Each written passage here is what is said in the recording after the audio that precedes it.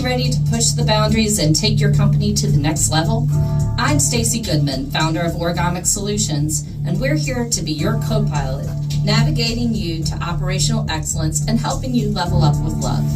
Connect with us on LinkedIn, Facebook, and at our website, origamicsolutions.com. That's ORIGAMIC solutions.com. Together, we will find solutions and prepare you to soar. Mike King here, part of the Mike King Biz Media Network, on the mic with Mike, here with a good friend, Stacy Goodman, Tim Pizzani of Origamic Solutions. Welcome back, folks. Thanks for having us. All righty, Tim, the obligatory. Sure, take it away, right? We're Origamic Solutions, operations management, advisory, and consulting firm. Our purpose is to provide affordable and accessible resources to small and mid-sized businesses within the area. We want to help you build sustainable success by building strong infrastructure, seamless tools, and a great network of resources. Alrighty, so in the past we've had the conversation about businesses leveling up with love. And we talked about different sizes, your different stages of maturity. There's cadences to business. See, I've learned some of these things. Yeah. Yes. Let's go back to the beginning. And there's a lot. We've had conversation before we came on air about business owners. They're doing more than surviving. They think they're doing pretty good because, Stacy, what do you say? I got money in my pocket. Paying my bills. And we're good. So let's talk about what conversations that you guys have with them.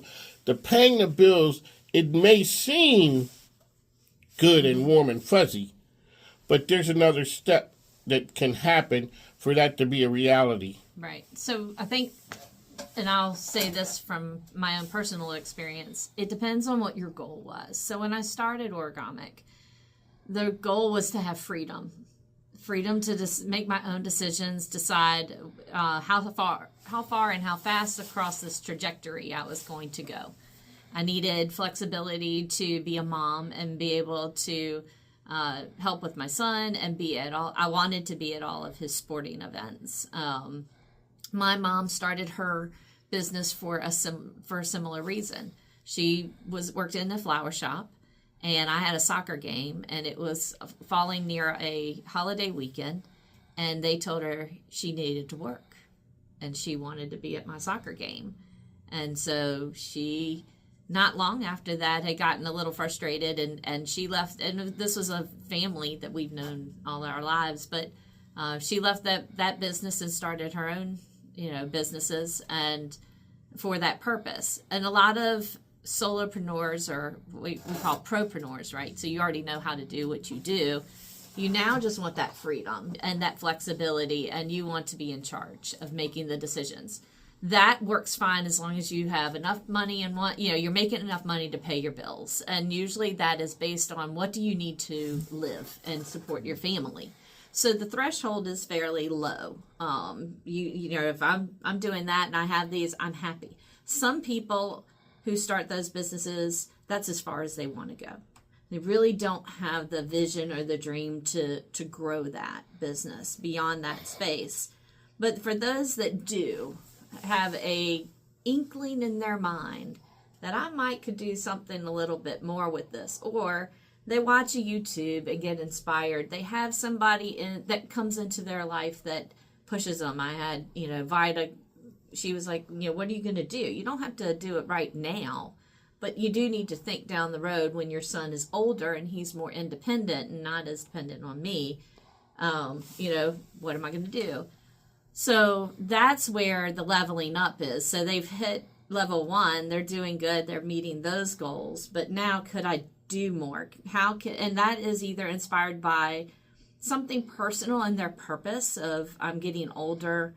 What can I give back to the community? How can I leave a legacy?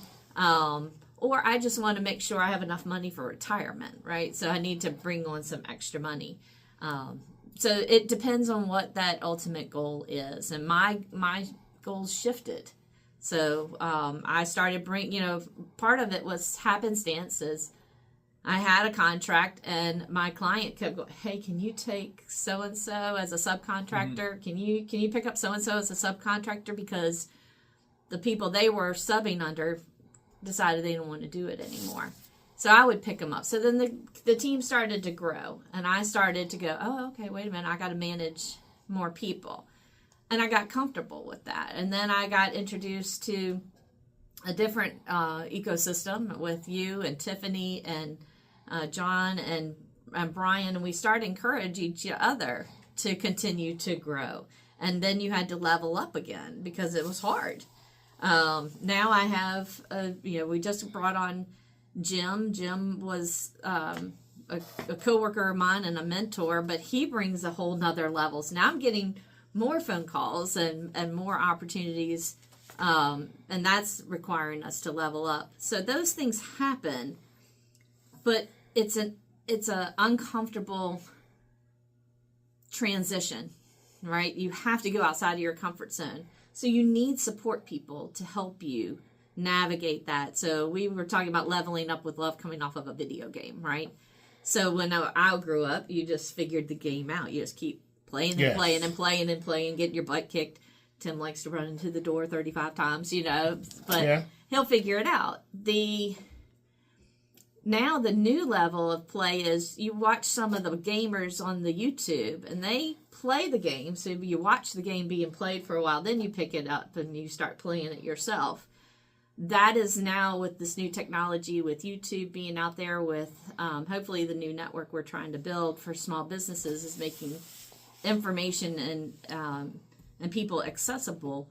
That allows you to then level up and take that next step with a little bit more confidence that you have a support system under you to ask questions too, because there's a lot of questions. There's a lot of questions. I called Brian Kinsey just the other day. I'm like, the accountant says to do this, but something doesn't feel right about that. And he's like, yeah, you don't want to do that. You want to put them here in your, and that was just about where do I place them in my chart of accounts in my accounting system. When I have a new executive assistant who's a virtual assistant, right?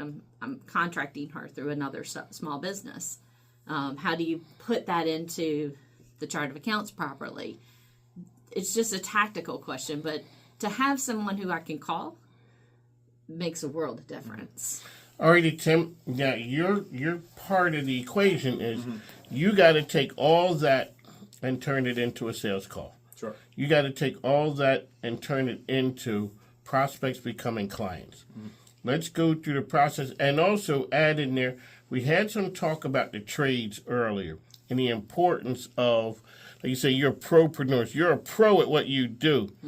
It's all that other stuff that we run into problems with. The floor is yours, sir. Okay. So putting it into the first part of that question, the sales pitch, I think it's just understanding, and I always go back to people as a whole, right? That's going to be the one consistent in business.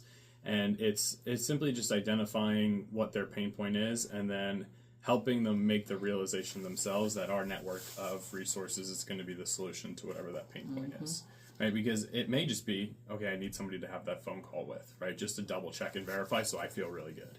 It may be that financial professional that helps me get my books in order. There's inevitably going to be a legal question. I'm not equipped for that, but we know a couple people that are. So I always want to be that guy with a guy.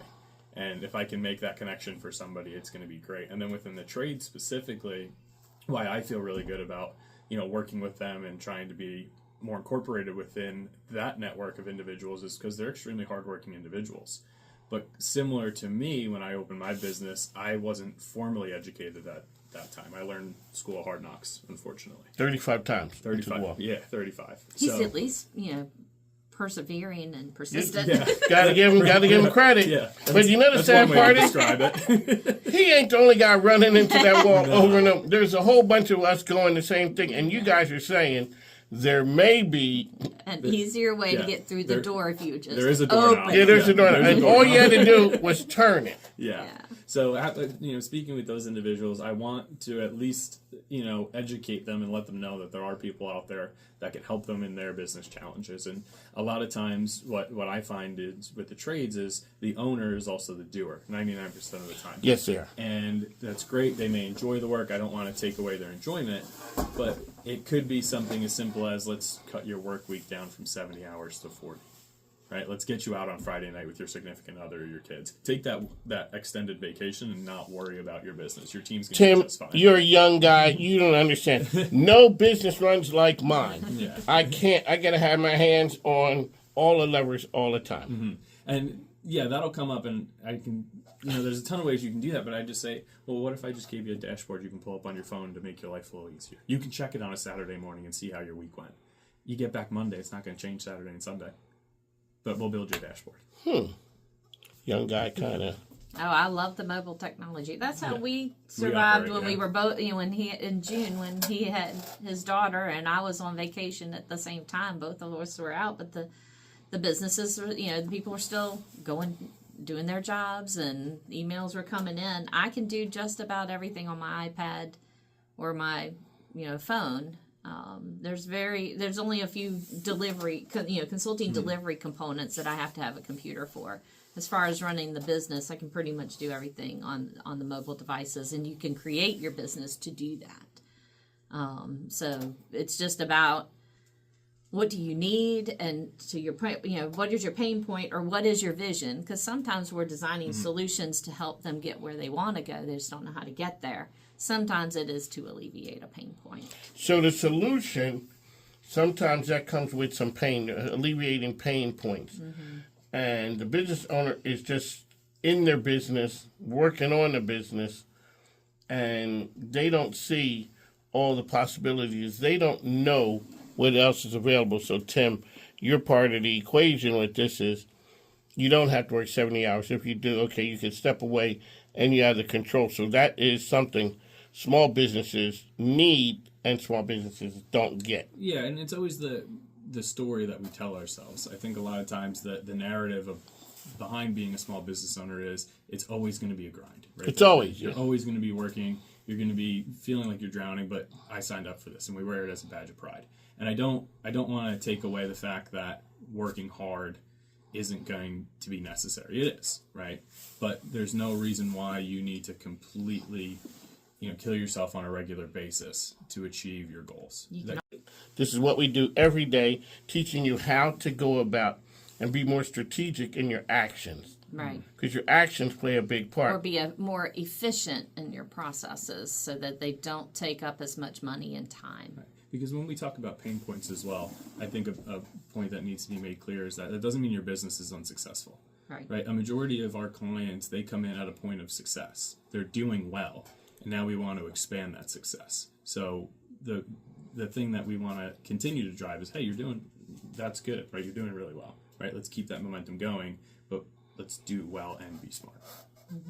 There you go. How can people get information out there about Origamic? Sure. On all our social media platforms, Facebook, Instagram, LinkedIn, under Origamic Solutions. Our personal page is Stacy Briley Goodman and Tim Pisani. Also check out Jim Blizzard's LinkedIn page. He does a ton of great articles on the utilization of Microsoft, which is big in the small business world now.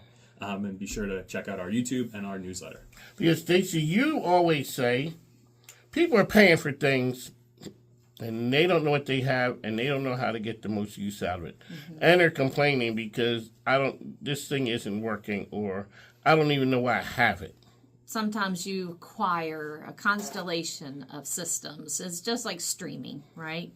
We have streaming now. I know. Everybody, it's only $5. Okay, well, we'll just add this one. How many do we have? I know. I got and a bunch they of all $5. and some of them are overlapping. One of the things that just came up this week was at a dinner I was at was Hulu and Disney Plus. Now Disney Plus has brought Hulu inside of the Disney Plus app. So you're basically, it's repetitive.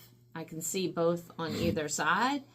And it was frustrating to the particular person who was actually she's like, what am I paying for? Am I paying too much? Why do I have this? But you acquire those streaming services personally. Business-wise, you acquire a lot of different apps. It's so easy now with phones to buy an app. Yes. And it's only so it doesn't look expensive, and so you keep acquiring apps for every function. Now you can look at things like with Microsoft. It may not function as sexy as an app because an app is designed for a very specific user and a very specific interface with that user. But where Microsoft might be a little bit more broad, it won't have all the bells and whistles, but you're only paying so much per month and you're getting all of these things and you're getting a lot more coming in every week for free. Maybe it just makes sense to explore that. Now, Microsoft is not the most, intuitive of systems, meaning you still have to go, luckily there's a lot of YouTubes out there. But if you can find somebody who can explain how you use it and why you would use it, and based on what you're currently doing, this maps, right, to this new one. It can save you money. It can put everything mobile friendly.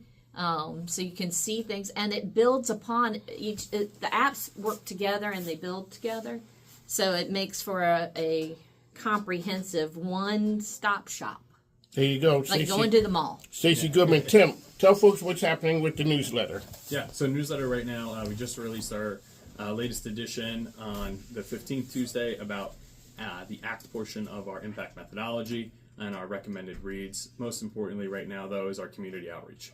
We want to get some nonprofit highlights as well as rising entrepreneurs and business owners within the community that are not only looking for our services, but just as a place to be networking capabilities for them and get the resources they need to be successful. So if you go onto our website, you can subscribe and then submit a company or a nonprofit. Yeah, we'd love to. We're looking to help others as much as we can. So please go and give us a shout out to some of your friends or yourself that you think we might be able to help, and we'll get connected. Alrighty, Origamic Solutions, Tim, Stacey. I'd like to thank you. Tim Pizzani, this is him, ladies and gentlemen. Origamic Solutions is the go-to operations management consulting firm for small businesses in the Central Virginia area. We want to share our 25 plus years of experience and knowledge with you to help you level up your business and navigate to operational excellence. Subscribe to our free monthly newsletter on our website at origamicsolutions.com. That's ORIGAMIC solutions.com. And follow us on LinkedIn and Facebook to access business educational content. Take off with Origamic Solutions. So, Tim, one of the things you had said that most of the people engaged with you are successful. Mm-hmm.